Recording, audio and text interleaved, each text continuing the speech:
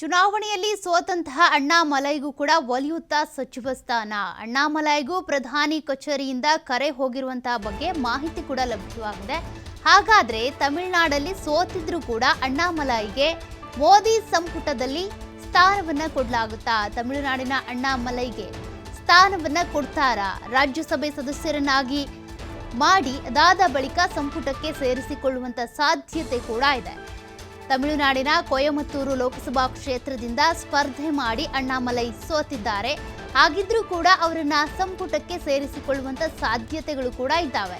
ಈಗಾಗಲೇ ಅವರು ಯಾವ ಸದನದಲ್ಲೂ ಕೂಡ ಸದಸ್ಯರಲ್ಲ. ಹಾಗಾಗಿ ರಾಜ್ಯಸಭೆಗೆ ಆಯ್ಕೆ ಮಾಡುವ ಮೂಲಕ ಅದಾದ ಬಳಿಕ ಅವರಿಗೆ ಮಂತ್ರಿಗಿರಿ ಪಟ್ಟವನ್ನು ಕೂಡ ಕೊಡಲಾಗುತ್ತೆ ಎನ್ನಲಾಗ್ತಾ ಇದೆ.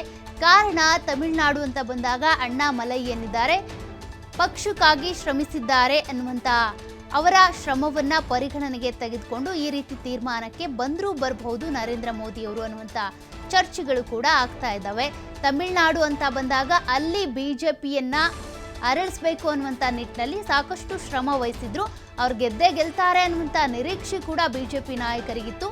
ಆದರೆ ಸೋಲನ್ನ ಕಂಡಿದ್ದಾರೆ.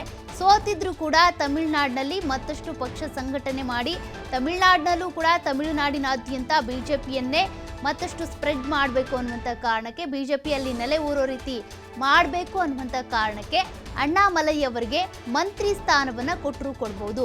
ಅದಕ್ಕೂ ಮುಂಚೆ 6 ತಿಂಗಳ ಒಳಗಡೆನೆ ಅವರಿಗೆ ರಾಜ್ಯಸಭಾ ಸ್ಥಾನವನ್ನು ಕೊಡಬೇಕಾಗುತ್ತೆ. ರಾಜ್ಯಸಭಾ ಸದಸ್ಯರಾಗಿ ಆಯ್ಕೆ ಮಾಡಬೇಕಾಗುತ್ತೆ. ಅದಾದ ಬಳಿಕ ಮಂತ್ರಿಗಿರಿ ಸ್ಥಾನವನ್ನು ಕೊಡಬಹುದು. ಹೀಗಾಗಿ ಅಣ್ಣಾಮಲೈಗೂ ಕೂಡ ಮೋದಿ ಸಂಪುಟದಲ್ಲಿ ಸ್ಥಾನ ಸಿಗುತ್ತಾ ಅನ್ನುವಂಥದ್ರ ಬಗ್ಗೆ ಕೂಡ ಚರ್ಚೆ ಆಗ್ತಾ ಇದೆ. ಸಿಕ್ಕರೂ ಸಿಗಬಹುದು.